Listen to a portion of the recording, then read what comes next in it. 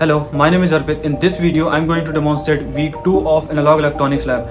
In this experiment, I have to make a PWM modulator and a differential converter. In this experiment, we have to design a LT spice circuit and simulate it, and then we have to design a physical circuit on the breadboard, and then get the output on the pixel pulse.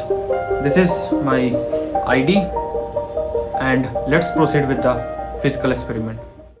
So let's start with this experiment. So actually this is the PDF that is the document. It is the description PDF that we get. So as we previously completed this ramp generator in week 1, so this ramp wave is we were using in the experiment 2. So actually this is the experiment 2. These are two parts. This is the differential amplifier, and this is the PWM modulator.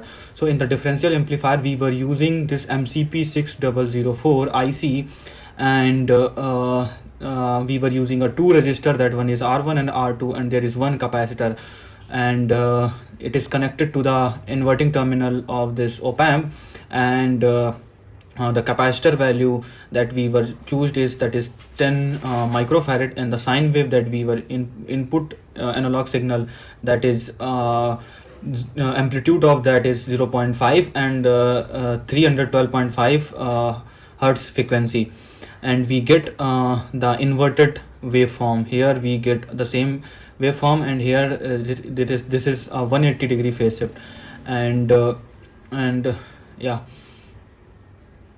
and this is the PWM modulator. So this is the part 1, that is differential inverter, this differential converter, and this is the PWM modulator. These are the two ICs, that is comparator. So IC that we were using, that is LM339, and here in the inverting terminal we were putting this square wave, triangular wave that we generated in the week 1, and in the both comparator and inverting side we were giving the 5 kilohertz triangular wave, and here in the non-inverting side, in this LM, we were getting the sine wave, one sine wave.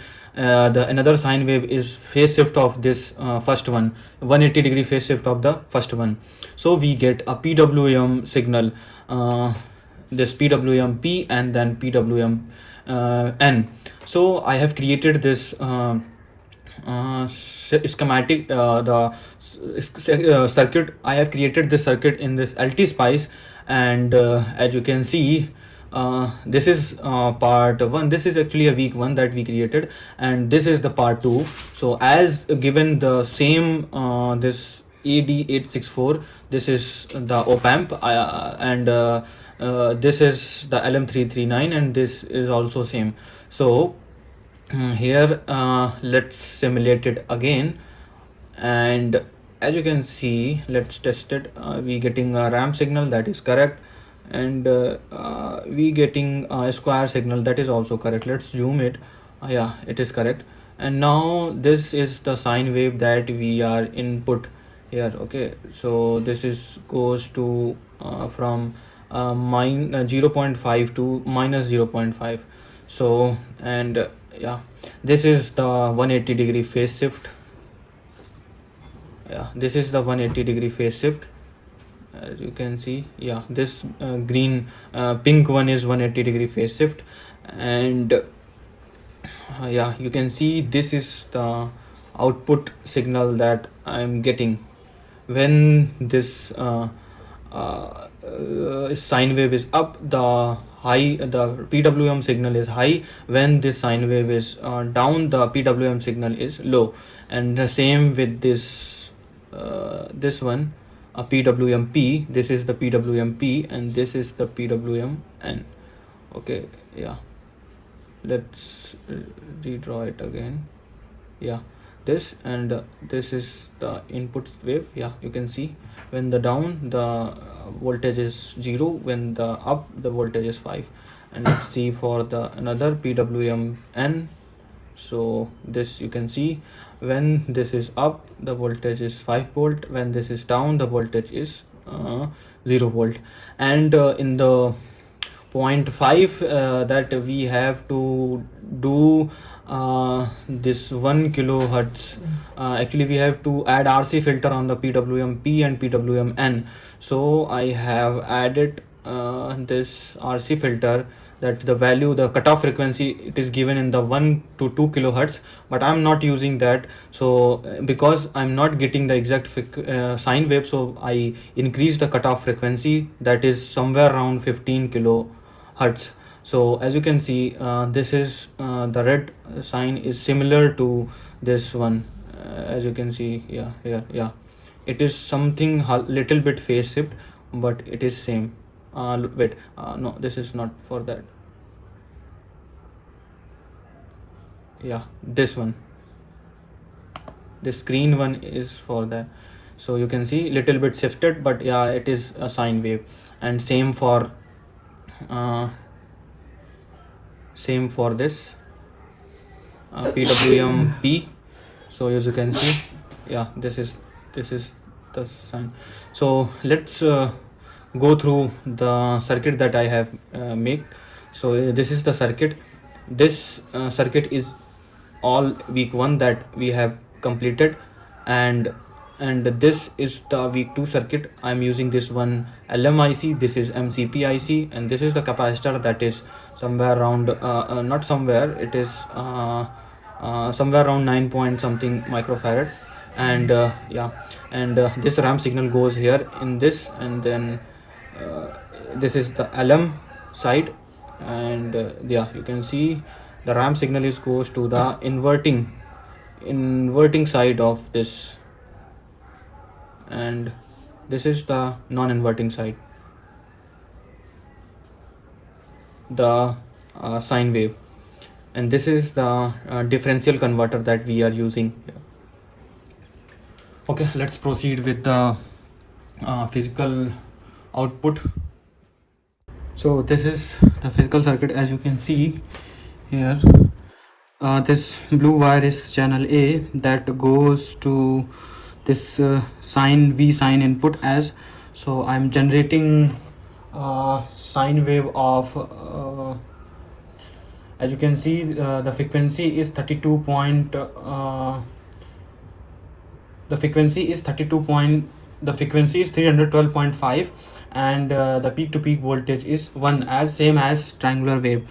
So this goes to the capacitor, and this is 2.5 volt, that is the VCM, and this is the power supply 5 volt and ground. This channel B I'm using as an oscilloscope.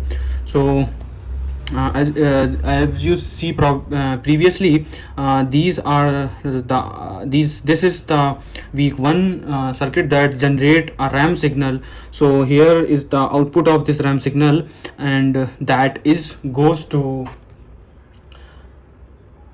the MCP,